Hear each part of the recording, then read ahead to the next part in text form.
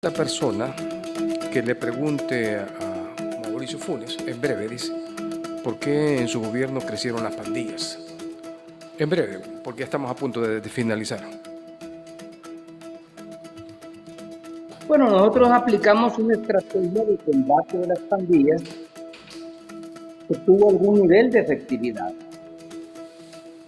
Hay que tomar en cuenta que durante la tregua del 2022-2023, más o menos una tregua que se prolongó por unos 14 o 15 meses, y que aclaro, no fue negociación del gobierno con las pandillas por más que se haya dicho, porque yo no autoricé ningún beneficio procesal ni económico a los líderes de las pandillas. Lo que hicimos fue facilitar un proceso de acercamiento, de entendimiento entre las dos pandillas rivales más grandes del país, como era la MS-13 y la Barrio 18, para que llegaran a un acuerdo y redujeran el número de homicidios. Y eso traía como beneficio la reducción, por lo tanto, de la tasa de homicidio en el país, como efectivamente ocurrió. Cuando yo recibí el gobierno, la tasa de homicidios era más o menos de unos 50, 60 homicidios por cada 100.000 habitantes. En el año y medio en que duró la tregua, los homicidios bajaron a 20 y a 18 homicidios por cada 100.000 habitantes. Hubo una ganancia. Hubo gente que no falleció como resultado del accionar de las pandillas. Yo recuerdo una reunión cuando presentamos este proceso de tregua a consideración de algunos sectores del país. Hicimos varias reuniones y una de ellas fue con las gremiales empresariales. Y allí estuvo Roberto Crit.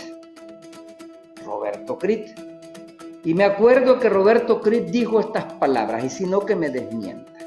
Presidente, me dijo, yo no puedo dejar de apoyar un esfuerzo que reduzca el número de homicidios en el país. No puedo dejar de apoyar.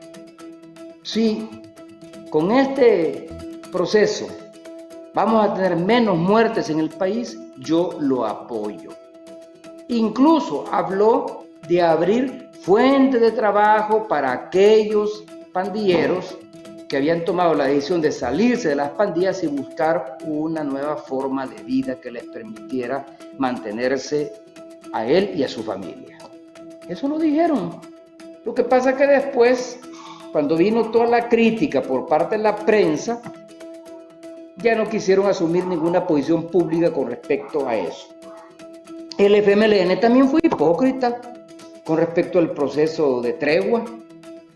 Yo he escuchado en mesas anteriores a un hipócrita como el Diablito Ruiz, que por cierto fue directivo de Enepasa y de Alba Petróleos, y de alguna manera se benefició con las ganancias de Alba Petróleos y tomó decisiones y por lo tanto debería estar siendo investigado por el lavado de dinero utilizando las empresas del Grupo Alba. Pero bueno, él dijo en una entrevista que tuvo con Julio Villagrán en TVX que él sí cree que hubo negociación con las pandillas y que fue un error y que el FMLN nunca apoyó ese proceso. ¡Qué desfachatez!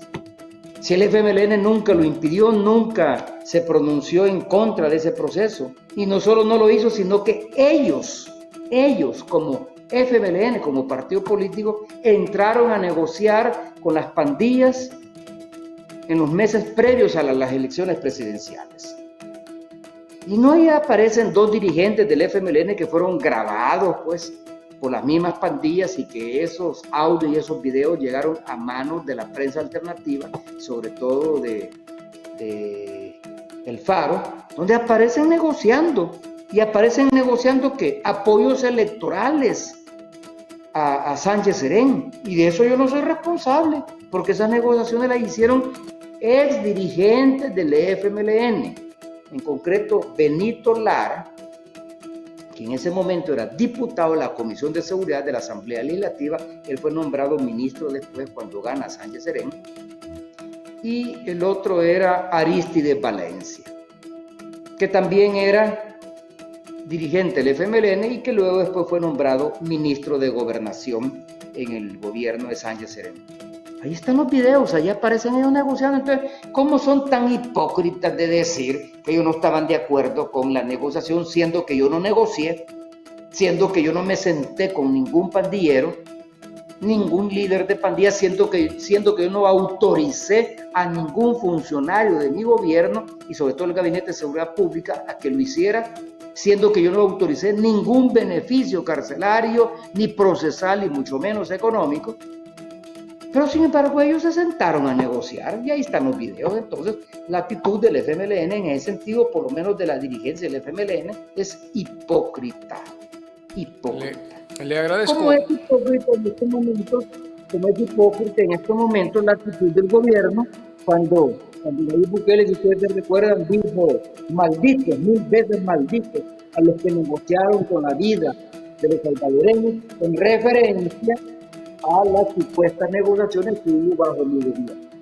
¿Qué han hecho ahora? Pues, y no es lo ha confesado el propio Carlos Enrique Marroquín, de que él fue el responsable de sacar del tiempo al PRO, al que llama el 10 en la cárcel de máxima seguridad, cuando le sacaron 14 años de condena, pasarlo por Guatemala y luego llevarlo hasta México. Y no hay evidencias que lo descubrió el fiscal Raúl Melara en aquella voluminosa investigación denominada Catedral, y que ahora está cantando esa evidencia en PRO en las cortes federales de Estados Unidos, particularmente en la corte de Nueva York, de Long Island.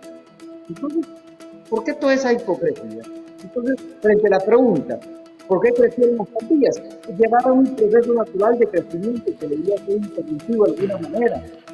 Las pandillas no van a desaparecer del Salvador mientras no se invierte en lo social y mientras no se le dé oportunidad de sobrevivencia a los jóvenes, que fue lo que nosotros quisimos hacer.